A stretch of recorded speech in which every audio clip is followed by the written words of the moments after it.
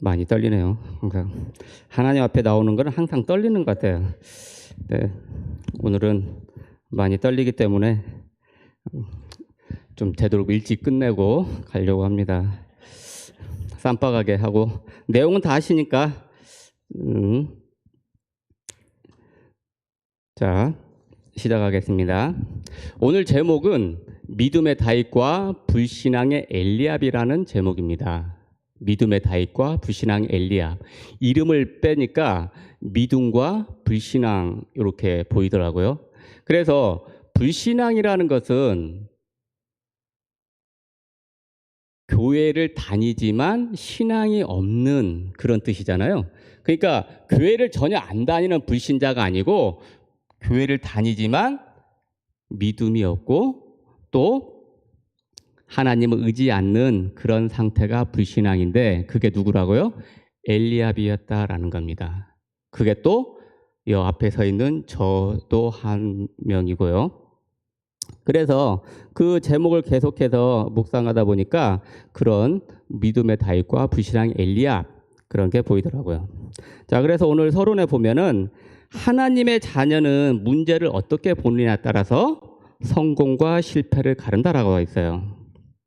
똑같은 문제를 보더라도 다윗은 하나님의 능력을 보았고 엘리압은 골리앗의 능력을 보았다라는 거예요. 여기서 골리앗은 골리앗은 누구를 뜻하는 거예요? 우리의 인생 문제가 골리앗이라는 거죠. 두 사람의 차이는 무엇이고 두 사람의 결과는 무엇일까 한번 보겠습니다. 믿음의 다윗이 본 것은 뭐냐? 다윗도 엘리압과 똑같이 대단하고 무서운 골리앗을 보았습니다. 그러나 다윗은 무서운 골리앗보다 더 대단한 하나님의 능력을 보았다라는 거예요. 하나님의 능력과 세상의 능력을 정확히 아는 다윗의 말을 들어보면은 우리 사무엘상 17장 26절 하반절 다 같이 한번 읽어보겠습니다. 시작.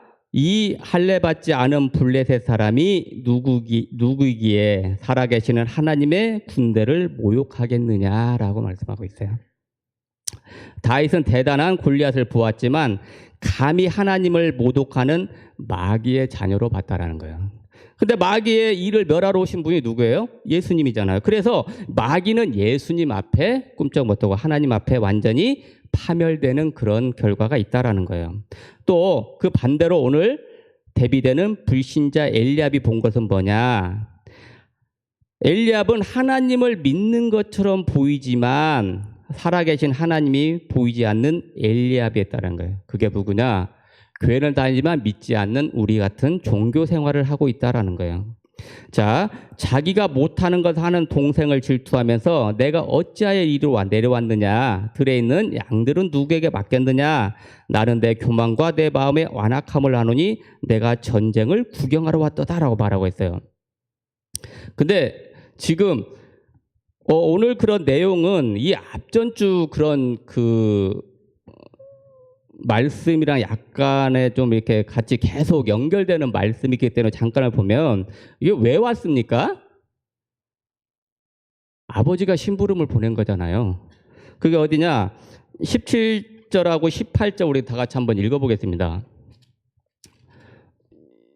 17절. 자, 우리 다 같이 한번 읽어볼게요. 시작. 이새가 그의 아들 다윗에게 이르되 지금 내 형들을 위하여 이 볶음곡식 한 에바와 이 떡 10덩이를 가지고 진영으로 속히 가서 내 형들에게 주고 이 치즈 10덩이를 가져다가 그들의 천부장에게 주고 내 형들의 안부를 살피고 증표를 가져오라 라고 했습니다. 아멘. 지금 이 다윗은 소년이었잖아요.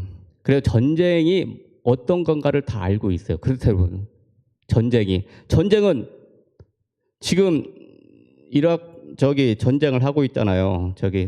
러시아하고 전쟁을 보면 전쟁터에는 군인만 죽습니까? 아니잖아요. 민간인도 죽고 애들도 죽고 부녀자도 다 죽는 그런 상황에 그런 것은 다윗도 알고 있고 그 아버지도 알고 있단 말이에요. 그런데 다윗을 보낸 것은 하나님의 섭리도 있지만 인간적으로 봤을 때는 그 정도 전쟁이 어떤 건가를 알 수 있을 정도로 상황 판단되니까 보냈을 거라고 생각합니다. 근데 결정적으로 보면은 하나님의 섭리 안에서 다윗은 골리앗을 이겨야 되기 때문에 보내는 그런 시점이 됐는데요. 자, 그런데 이 엘리압은 그런 거를 아버지의 심부름을 무시하고 자기 교만과 완악함을 동생에게 뒤집어 씌우고 있다라는 거예요. 자, 오늘 믿음의 다윗과 불신자 엘리압을 보면은 왜 이런 똑같은 부모에게서 나고 똑같은 신앙생활을 하면데 왜 그런 그래 나눠졌을까라는 그런 생각을 한번 해봤는데요. 그래서 엘리압은 어떤 사람이냐를 한번 찾아봤어요. 엘리압은 왕이 될 뻔했던 엘리압이에요. 왕이 될 뻔했어요. 우리 사무엘은 이새의 아들 중에서 기름을 부어 왕을 뽑으라는 하나님의 말씀을 듣고 이새의 집으로 갔습니다. 그게 16장 1절에 나와 있어요. 16장 1절에 한번 보면은 여호와께서 사무엘에게 이르시되 내가 이미 사울을 버려 이스라엘 왕이 되지 못하게 하였거늘 내가 그를 위하여 언제까지 슬퍼하겠느냐. 너는 뿔에 기름을 채워가지고 가라. 내가 너를 베들레헴 사람 이새에게로 보내리니 이는 내가 그의 아들 중에 한 왕을 보았느니라 하시니라 라고요. 그랬더니 어떻게 됐어요? 그곳에서 장남인 엘리압의 용모와 신장을 보고는 그에게 기름을 부어서 왕으로 삼으려고 했다라는 거예요. 그게 16장 6절입니다. 다 같이 한번 읽어볼게요. 그들이 오매 사무엘이 엘리압을 보고 마음에 이르기를 여호와의 기름 부으실 자가 과연 주님 앞에 있도다 하였도다. 그러니까 그만큼 외모가 왕감이었다라는 거죠. 그게 왕감이 그 외모를 보고 뽑힌 사람이 이스라엘의 초대 왕인 사울 왕이었잖아요. 그 사울 왕이 어디냐? 3상 9장 2절에 보면 기스에게 아들이 있으니 그의 이름은 사울이요 준수한 소년이라. 이스라엘 자손 중에는 그보다 더 준수한 자가 없고 키는 모든 백성보다 어깨만큼 더 컸더라 라고 나와 있습니다. 그러니까 그때 당시에는 어떻게 우리가 계속 말씀을 들었지만 키가 크고 외모가 준수의 왕감으로 뽑혔다. 등치도 크고 싸움도 잘하고 그 정도 됐어야 됐다라는 거예요.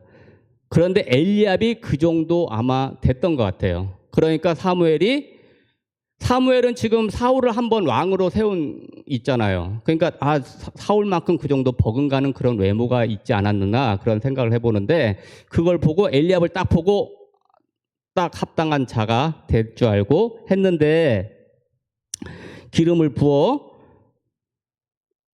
왕으로 삼으려고 했는데 하지만 하나님께서는 엘리압을 원하는 사람이 아니라고 말씀하셨어요. 하나님은 사람은 외모를 보거니와 여호와는 중심을 보느니라 하셨다 그러셨대요. 또 우리가 보면은 이 외모가 준수해가지고 왕이 될 뻔한 사람이 또 하나 있습니다. 누굽니까? 다윗의 아들 압살롬이죠. 14장 25절에 보면 온 이스라엘 가운데서 압살롬같이 아름다움을 크게 칭찬받는 자가 없었으니 그는 발바닥으로부터 정수리까지 흠이 없음이라 라고 했어요. 그러니까 그 당시에는 왕감으로 들 정도로 압살롬도 반역을 해서 왕이 될 뻔했잖아요. 그러니까 이 엘리압 그 사울 압살롬은 공통점은 외모가 준수했다. 사람들이 흠모할 정도로. 그 다음에 키도 컸다라는 거예요.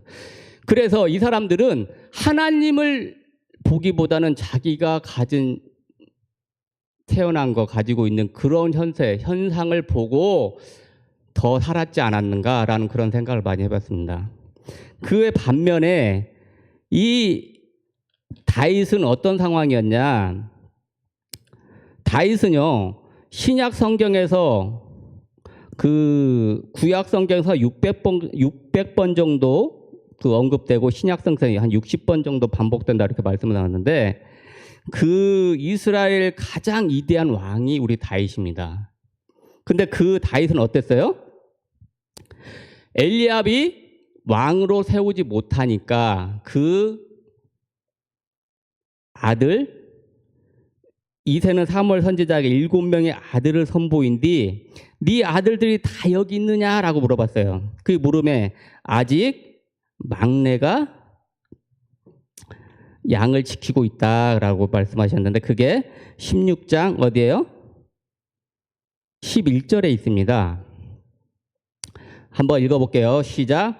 또 사무엘이 이새에게 이르되 내 아들들이 다 여기 있느냐. 이새가 이르되 아직 막내가 남아있는데 그는 양을 지키나이다. 사무엘이 이새에게 이르되 사람을 보내어 그를 데려오라. 그가 여기 오기까지는 우리가 식사 자리에 앉지 아니하겠노라 라고 말씀하셨어요.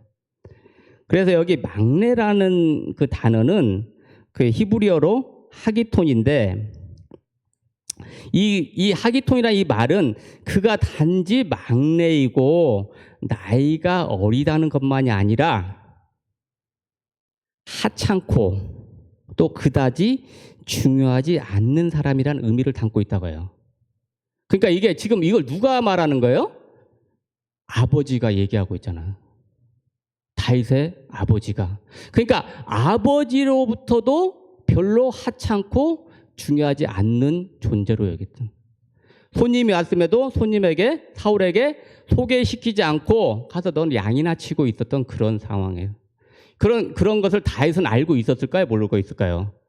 본인도 느끼고 있었겠죠. 아버지가 딸 형들하고 좀 다르게. 그래서 이런 상황에서 다윗은 더 하나님을 의지할 수밖에 없지 않았는가라는 그런 생각을 해봤습니다. 우리가 현실을 바라보고 하나님을 바라볼 게 있으면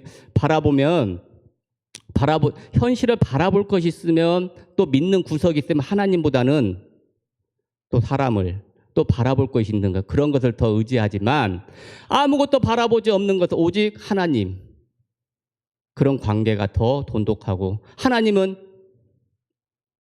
배반하지 않고 그런 상황이 있으니까 그렇지 않을까요? 우리 같은 신앙도 세상 것을 바라보는 그런 신앙보다 마음이 가난한 자가 되어서 하나님을 더 바라봐야 되고 또 우리가 이스라엘 그 출애굽할 때 그 광야 같은 생활에서 하나님만 바라볼 수 있는 그런 신앙이 돼야 되는데 우리가 너무 바라볼 게 너무도 많아 있어요. 그러니까 자꾸 불신앙이 들어가고 또 하나님을 멀리하고 또 예배를 드려도 종교적인 또 인본주의적인 그런 예배를 드리고 있지 않나 그런 생각을 해봤습니다. 그래서 결국은 우리의 사람의 안목이 아니라 하나님의 안목에서 하나님은 다윗을 세우셨다라는 거예요.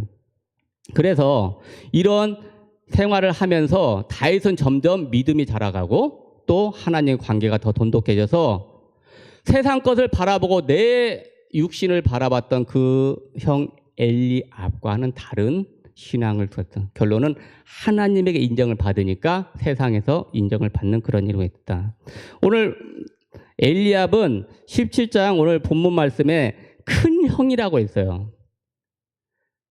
다윗의 7형 중에 가장 큰 형이 엘리압이었다라는 거예요. 근데 그 형이 지금 어떻게 왕이 될 뻔했지만 못돼 그랬어. 동생을 어떻게 교만하다고 생각하고 자꾸 완악함을 동생에게 뒤집어 씌우고 있다라는 거예요. 이 교만은 뭐냐? 잘난 체하며 방자하게 뽐내는 것을 말하고 있는데요. 성경에서 교만은 하나님의 뜻을 행하지 않는 것을 말하고 있다라는 거예요. 그래서 이 교만은 어떻게 해요? 하나님과 동등해지려고 했던 타락한 천사, 즉 사탄으로부터 왔다라는 거예요. 그래서 또 완악은 뭐냐? 자기 생각만을 강하게 고집하며 타인의 의견을 전혀 받아들이지 않는 마음. 왜? 이 엘리압은 자기가 왕이 될 뻔한 그런 걸 굉장히 유명하고 잔소하게 자기가 너무 자신만만하고 또 자기의 모든 것이 사람들에게 존경을 받고 추앙을 받기 때문에 더 그런 삶을 살지 않았는가라는 그런 생각이 들었어요. 그래서 이런 것들이 전부 우리가 불신앙을 가지고 있는 그런 요소들이 아닌가라는 그런 생각을 해봤습니다. 그런 게 지금 우리는 뭡니까? 이 똑같은 사물을 보더라도 같은 불신앙을 가지고 있을 수밖에 없는 것이, 저는 가만히 생각해 보니까 우리가 계속해서 말씀을 들었던 자기만의 생각, 또 지식, 경험, 이런 것들이 우리를 자꾸 불신앙을 하게 만들었지 않았나 그런 생각을 해봅니다. 엘리압도 세상 사람들에게 존경받는 그런 거, 자꾸 거기에 사로잡혀가지고 하나님을 보이지 못하고 세상 것을 자꾸 바라보니까 결론은 어떻게 됐어요? 불신앙의 삶을 살고 있다라는 거예요. 그래서 우리가 말씀을 말씀대로 믿지 않고 하나님 외에 자신을 믿고 의지하는 것이 우리는 우상이라고 배웠습니다. 그러니까 결론은 이 엘리압 같은 경우는 제가 생각해보면 자기 자신이 우상인 거예요. 너무 잘났어. 천상천하 유아독존. 너무 잘났다 보니까 하나님이 보이지 않는 그런 상태가 엘리압의 상태다라는 거예요. 우리는 지금 하나님이 보이고 있습니까? 아니면 세상이 보이고 있습니까? 이런 상태가 지금 우리가 엘리압인가 아니면 다윗인가, 그런 지금 상황을 우리가 한번 점검해야 될 때가 아닌가라는 생각을 해봤습니다. 그래서 3번이에요. 우리의 삶에서 이 골리앗은 우리 인생 문제라고 했잖아요. 항상 온다. 이때 우리는 어떻게 보아야 되는 것인가? 어떤 상황이 오더라도 그것을 하나님의 능력을 본다면 우리는 골리앗을 이기게 되는 것이고, 엘리압처럼 골리앗만 보인다면 우리는 골리앗의 노예가 될 것이다라는 거예요. 그래서 우리는 마귀는 항상 우리를 가지고 논다 그랬어요. 가지고 논다는 것은 뭐냐? 우리가 세상 거, 그 문제만 계속 보이니까 문제에 빠지게 된다라는 거예요. 그래서 믿음과 불신앙의 차이는 아주 백지장 한 장 차이일 수 있습니다. 근데 우리는 그것을 엄청 크게 높게 생각하고 뛰어넘지 못하는 그런 게 있어요. 그게 아까 말한 것처럼 자기 생각과 자기 주장이 강한 거죠. 우리는 장님이 코끼리 만진다는 그런 말을 굉장히 많이 들었습니다. 앞에 보이지 않는 장님이 코끼리를 보는데 각자 자기 만진 거에 대해서 생각을 해요. 꼬리를 만진 사람, 뿔을 만진 사람, 또 다리를 만진 사람. 근데 결론은 그게 다 맞습니까? 틀립니까? 다 틀리죠. 그 사람들이 정말 맹인들이, 장님들이 진짜 눈이 보여서 코끼리를 볼 수 있고 자기가 만진 것에 대해서 얘기한 거 틀렸다는 것을 알 수 있다면 그게 축복일 수 있죠. 근데 우리는 그런 게 보이지 않을 수가 있습니다. 자기 생각에 갇혀 있고 자기 또 지식이나 또 경험에 갇혀 있어서 이런 것들이 보이지 않는 것이 우리들의 불신앙이 아닌가라는 생각을 해봤어요. 그래서 결론적으로 다윗이 본 골리앗과 엘리압이 본 골리앗은 완전히 달랐다라는 거예요. 이런 경우가 굉장히 많이 있죠. 그래서 우리가 어떻게 볼 것인가? 우리는 골리앗을 정확히 보는 영적인 눈을 뜨는 기회로 삼았으면 좋겠습니다. 그래서 우리가 정말 하나님이 원하시는, 또 하나님이 주고 싶은 모든 복을 받아 누리는 우리 자녀들이 되었으면 좋겠습니다. 기도하겠습니다. 하나님 감사합니다. 오늘 믿음의 다윗과 불신앙의 엘리압에 대해서 말씀을 들었습니다. 하나님, 우리는 믿음 생활을 한다고 하면서도 엘리압 같은 불신앙을 너무도 많이 가지고 있음을 고백합니다. 하나님, 우리의 불신앙의 원인을 찾게 하시고 회개해서 하나님이 주시는 최고의 복을 받고 다윗 같은 믿음의 제자들이 되게 해주세요. 예수님의 이름으로 감사하며 기도합니다. 아멘.